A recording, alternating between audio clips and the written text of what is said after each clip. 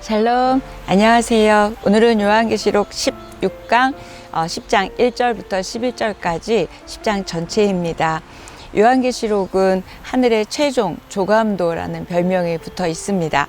우리가 요한계시록이 두려움을 주거나 무서움을 주려고 하는 책이 아니라 승리와 위로와 희망을 주려고 하는 책이라는 거 굉장히 여러 번 말씀드렸습니다. 그러기 위해서는 재앙을 말씀하시다가 잠깐 삽입장을 두시면서 우리가 겁먹지 않게 또 소망을 주는 그런 장들이 있었잖아요. 그런 것처럼 10장도 우리가 지금 6째 나팔까지 했잖아요. 그러니까 7째 나팔의 인을 열기 전에 지금 소망을 주고 위로를 주시기 위해서 삽입하고 있는 것이 10장부터 11장 13절까지입니다. 그러면 1절, 2절 보겠습니다. 내가 또 보니 힘센 다른 천사가 구름을 입고 하늘에서 내려오는데 그 머리 위에 무지개가 있고 그 얼굴은 해 같고 그 발은 불기둥 같으며 그 손에는 펴놓인 작은 두루마리를 들고 그 오른발은 바다를 밟고 왼발은 땅을 밟고 1, 2절에 나오는 단어들이 힘센, 구름, 하늘, 무지개, 태양, 불기둥 이런 단어들이 나오는데 이건 전부 하나님의 영광을 나타내는 단어이고요. 또 천사가 하나님의 권세를 받았음을 알 수 있게 하는 단어들입니다. 1절에 보면 이 두루마리를 쥐고 있는 분이 힘센 다른 천사라고 하고 있는데요. 거기 힘센 다른 천사 밑줄 그셨으면 좋겠습니다. 이 천사에 대한 다른 묘사를 보면 성경 다른 곳에서 나오는 예수 그리스도에 대한 모습과 굉장히 많이 일치하고 있습니다. 작은 두루마리를 들고 있는 그 다른 힘센 천사에 대해서 어떻게 설명하고 있는지 단어로 조금 풀어보면요. 구름을 입고 라는 단어가 나오는데요. 계시록 1장 7절에도 보면 볼지어다 구름을 타고 오시리라 하신 말씀 생각나죠? 그런 것처럼 재림할 예수님의 가장 보편적인 모습이 구름을 타고 오시는, 그래서 지금 여기 구름이라는 단어를 쓰고 있고요. 성경에서 구름은 하나님의 임재와 영광을 나타내는 건 여러분 아시잖아요. 하나님이 나타나실 때 구름이 동원하는 예가 성경에 여러 군데 있는데 출애굽기 16장 10절 이렇게 말씀하고 있습니다. 아론이 이스라엘 자손의 온 회중에게 말하매 그들이 광야를 바라보니 여호와의 영광이 구름 속에 나타나더라. 구름 타고 오신다는 뜻은 주께서 영광스럽게 오신다는 말과 같습니다. 두 번째, 머리 위에 무지개가 있고 이렇게 묘사되어 있는데요. 무지개 하면 뭐가 생각나세요? 홍수 심판이 끝난 다음에 다시는 물로 심판하지 않겠다 약속하시고 무지개 언약 하셨잖아요. 이렇게 무지개는 하나님의 약속의 언약의 상징이기도 하고 또 그 약속을 지키시는 신실한 하나님을 나타내기도 하고 있습니다. 세 번째, 그 얼굴은 해 같고 되어 있어요. 계시록 1장 16절에 보면 예수 그리스도의 모습이 16절에 그렇게 표현되어 있었죠. 그 얼굴은 해가 힘있게 비치는 것 같더라. 마찬가지로 지금 얼굴은 해 같고 이야기합니다. 또 말라기 4장 2절에서도 의로운 해가 떠올라서 치료하는 광선을 바라리니 이때 의로운 해가 떠오른다. 의로운 해는 예수님의 상징입니다. 또 네 번째는 그 발은 불기둥 같으며 이렇게 되어 있어요. 1장 15절에 그의 발은 풀무에 단련한 빛난 주석 같고 이렇게 발이 힘셈을 나타내고 있죠. 견고함, 영광스러움, 또 심판의 어미성 이런 것들이 지금 발이라는 단어로 묘사하고 있습니다.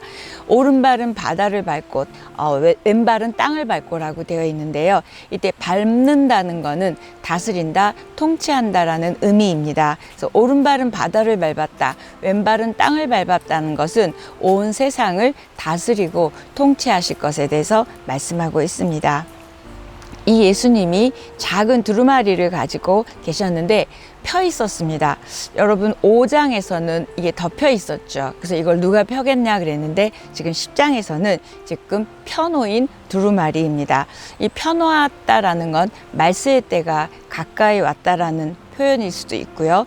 또 이 펴 있다라는 걸 통해서 모든 사람이 알 수 있도록 이제 공개되었다는 의미입니다. 3절, 4절입니다. 사자가 부르짖는 것 같이 큰 소리로 외치니 그가 외칠 때에 일곱 의뢰가 그 소리를 내어 말하더라. 일곱 의뢰가 말을 할 때에 내가 기록하려고 하다가 곧 들으니 하늘에서 소리가 나서 말하기를 일곱 의뢰가 말한 것을 임봉하고 기록하지 말라 하더라. 천상의 존재인 힘센 천사가 손에 두루마리를 열고 양발을 바다 땅 밟고 있었잖아요. 얼굴은 해 같았고, 이게 바로 어린 양 예수 그리스도를 반영한 상징하고 있는 모습입니다.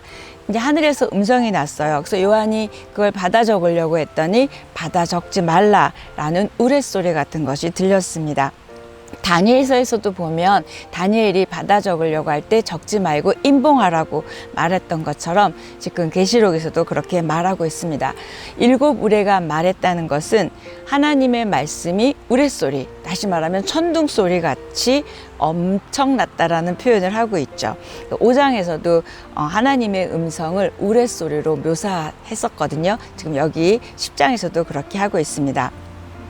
하나님의 심판과 구원의 과정은 이미 정해져 있지만 지금 우리는 알아서는 안 되고 닫혀져 있는 거죠. 그래서 기록하지 말라 이야기하고 있습니다. 다니엘도 그때 마지막 때의 계시를 받았지만 하나님이 기록하지 말라고 말한 것처럼 우리는 이렇게 이해할 수 없고 또 말할 수 없고 또 잘 볼 수 없지만 분명한 건 역사가 마감되는 날 밝히 드러날 것을 믿습니다. 5절 6절입니다. 내가 본 바 바다와 땅을 밟고 서 있는 천사가 하늘을 향하여 오른손을 들고 세세토록 살아계시니 곧 하늘과 그 가운데 있는 물건이며 땅과 그 가운데 있는 물건이며 바다와 그 가운데 있는 물건을 창조하신 이를 가리켜 맹세하여 이르되 지체하지 아니하리니. 창조하신 이를 가리켜 맹세한다. 근데 지체하지 않겠다는 말씀은 온 땅을 창조하시고 주관하시고 통치하시는 하나님께서 그렇게 오래 두게 하지 않는다. 곧 심판이 올 것이다 라고 이야기하고 있습니다. 성경에서 말씀하신 거는 반드시 이루어지는 건 우리는 알지요. 우리는 아직도 멀은 것 같지만 분명히 성경에서는 지체하지 않겠다고 말씀하고 있습니다. 하나님의 심판에서 계시록에서 강조하는 것은 예정되어 있고 지체하지 않는다. 이 두 단어요. 예정되어 있다, 지체하지 않는다는 이것이 얼마나 급박한 종말인지를 설명하고 있습니다. 7절입니다. 일곱째 천사가 소리내는 날 그의 나팔을 불려고 할 때에 하나님이 그의 종 선지자들에게 전하신 복음과 같이 하나님의 그 비밀이 이루어지리라 하더라. 두루마리의 내용이 무슨 말씀인지가 바로 7절입니다. 이 책에는 복음이라는 단어가 있고요. 하나님의 비밀이라고 되어 있습니다. 이 7절 복음이라는 단어, 하나님의 비밀이라는 단어에 밑줄 그었으면 좋겠습니다. 하나님의 비밀이라는 건 마지막에 하나님께서 역사를 종결하실 그 마지막 심판에 대해서 아직 드러나지 않았기 때문에 비밀이죠. 그리고 지금은 이러한 계시들이 비밀 같을지라도 하나님이 이미 주신 성경의 예언은 반드시 성취될 거라고 말하고 있습니다. 또 이것이 복음이라고 말하죠. 복음인 이유는 예수 그리스도께서 십자가 사역을 통해서 우리를 구원하실 것이고 지금 그 사람들을 기다리고 있기 때문에 복음, 하나님의 비밀이라는 단어가 7절에서 굉장히 중요한 키워드입니다. 이 작은 두루마리는 한마디로 말하면 성경책을 말하고 있죠. 그래서 인류 역사를 통해서 하나님의 구원 역사와 심판 역사는 지금까지 계속 교체되어 왔고요. 앞으로도 또 그렇게 될 것입니다. 죄가 있는 곳에는 하나님의 심판이 있었고 또 회개하는 곳에는 하나님의 구원이 있었고 또 앞으로도 그럴 것입니다. 이러한 하나님의 하나님 되심 때문에 긍휼하심, 기다리심, 심판하심, 정의로우심 이런 모든 하나님의 하나님 되심 때문에 구원과 심판의 역사는 끊임없이 반복되고 있고요. 그러다가 결국 최후의 마지막 심판, 종말의 때가 올 것을 계시록은 말하고 있습니다. 8절에서 10절입니다. 하늘에서 나서 내게 들리던 음성이 또 내게 말하여 이르되 내가 가서 바다와 땅을 밟고 서 있는 천사의 손에 펴놓인 두루마리를 가지라 하기로 내가 천사에게 나아가 작은 두루마리를 달라 한즉 천사가 이르되 갖다 먹어버리라. 내 배에는 쓰나 내 입에는 꿀같이 달리라 하거늘 내가 천사의 손에서 작은 두루마리를 갖다 먹어버리니 내 입에는 꿀같이 다나 먹은 후에 내 배에서는 쓰게 되더라. 두루마리를 가져라, 두루마리를 먹어라. 지금 읽다 보니까 그 단어가 나왔죠. 이건 이 말씀을 완전히 소화해서 내 것으로 만들라는 의미입니다.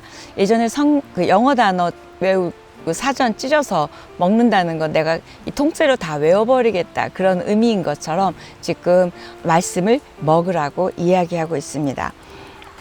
먹으라는 표현은 에스겔서 3장 3절에서도 너의 배를 불리며 너의 속을 그것으로 채우라, 말씀으로 채우라고 이야기하고요. 예레미야 15장 16절에서도 주의 말씀을 먹었을 때 내 마음에 기쁨과 즐거움이 넘쳤다라고 표현하고 있습니다. 시편 119편 103절 주의 말씀의 맛이 내게 어찌 그리 단지요 내 입에 꿀보다 단이이다 이렇게 표현하고 있어요.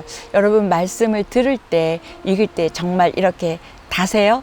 말씀은 먹고 계십니까? 지금 우리에게 말씀을 먹으라 또 말씀을 살아내라 라고 말하고 있습니다. 요한이 이 말씀을 먹을 때 입에서 달았대요. 지금 기쁨으로 받아들였다는 뜻이고 말씀으로 살아났다는 뜻입니다. 저와 여러분이 말씀을 들을 때마다 이렇게 기쁘고 살아나는 역사가 있으면 우리가 아마 이런 말씀에 대한 유튜브를 듣는 시간이라든지 성경을 읽는 시간이 굉장히 달 것 같습니다. 그런데 입에서는 달았는데 배에서 쓰다 이 말은 들을 땐 참 좋았는데 살아내기가 너무 어렵고 쉽지 않았음을 설명하고 있습니다. 말씀을 알고 지식으로 취하고 받는 건 참 기쁘고 즐거운 일일 수 있어요. 그런데 그 말씀 때문에 내가 참아야 되고 순종해야 되고 희생해야 되는 말씀대로 살아내는 건 쉽지 않은 일이죠. 그걸 쓰다라고 표현하고 있습니다. 말씀이 배에 들어가서 쓰게 되는 은혜가 있기를 축복합니다. 선지자로서 요한은 왜 배에서 썼냐면 그 말씀을 살아내기가 어려워서라기보다 그 말씀을 이제 선포해야 되기 때문입니다. 성경에서는 그걸 예언해라. 근데 다시 예언하라 라고 표현을 하고 있습니다. 요한이 말씀이 배에 들어가서 쓰게 되었다는 건 선지자로서 말씀을 선포하고 행하려 할 때 핍박, 어려움, 멸시 여러 가지 것들이 올 것이기 때문에 말씀대로 사는 것이 참 힘들다는 뜻이고요. 특히 하나님의 진노와 심판을 담고 있는 이 메시지를 전하면 엄청난 핍박이 오겠죠. 그래서 그 큰 고통이 올 것을 알기에 지금 쓰다라고 표현하고 있습니다. 우리는 성경을 읽고 또 성경을 믿고 성경을 산다면 달던 쓰던 우리가 그 쓴맛 단맛을 다 알고 결국 그걸 살아내는 우리여야 될 것 같습니다. 말씀을 먹은 사람만이 말씀의 기적을 경험할 수 있고요. 말씀을 먹은 사람만이 말씀대로 여러분의 삶 가운데 되어지는 역사가 있을 줄 믿습니다. 구약의 이스라엘 백성들과 또 예수님 시대의 바리새인들이 믿음이 있었지만 왜 예수님에게 책망을 들었죠? 그들은 자기에게 좋은 말씀만 취하고 쓴 것을 경험하지 않았고 그것을 믿음이라고 생각했기 때문입니다. 저와 여러분도 그렇게 말씀이 달지만 않고 살아내기에 쓴 은혜가 있었으면 좋겠고요. 지금 우리 모두가 성경책을 쉽게 읽을 수 있지만 종교개혁 시대 전까지는 성경은 성직자들이죠. 그들에게만 볼 수 있는 책이었고 다른 사람들은 들을 수밖에 없었던 책입니다. 그런데 이렇게 쉽지 않게 우리 손에 들어온 성경책을 소유하고 있는 것만으로 만족하는 것이 아니라 먹고 쓴 은혜가 있기를 바랍니다. 여러분이 성경책은 소유하고 있지만 성경 안에 있는 말씀을 소유하고 있는지 한번 우리 모두 자신에게 질문했으면 좋겠고요. 또 말씀을 소유한다는 건 아는 것만이 아니라 살아내는 것까지 포함하고 있습니다. 여러분이 한 끼 안 먹으면 굉장히 배고프지요. 그런 것처럼 우리가 성경을 안 읽고 묵상하지 않으면 영혼이 배고프고 영혼이 허기지고 그런 영혼의 양식인 말씀을 갈고 발급해하는 저 여러분의 심령이 되기를 바랍니다. 썩어질 육체를 위해서도 우리는 열심히 먹고 또 열심히 운동도 하고 합니다. 그런데 썩어지지 않을 우리의 영혼을 위해서 얼마나 많은 시간과 여러분의 사랑과 집중을 투자하는지 하나님은 저와 여러분에게 질문하고 있는 것 같습니다. 우리의 영혼을 위하여 정말 필요한 건 새로운 지식, 정보가 아니라 생명의 양식인 성경, 하나님의 말씀인 줄 믿습니다. 11절입니다. 그가 내게 말하기를 내가 많은 백성과 나라와 방언과 임금에게 다시 예언하여야 하리라 하더라. 말씀을 먹은 요한은 이제 백성과 나라와 방언과 임금들에게 이 말씀을 예언해야 됐어요. 근데 이때 다시 예언하래요. 이 예언하라는 단어는 선포하라는 의미입니다. 왜 다시라는 단어를 썼을까? 소아시아 7교회에게 하나님의 말씀을 선포했죠. 지금 다시 이제 백성과 임금과 방언과 여러 온 인류에게 이 말씀을 선포해야 되고 예언해야 되기 때문에 다시 예언하라고 말하고 있습니다.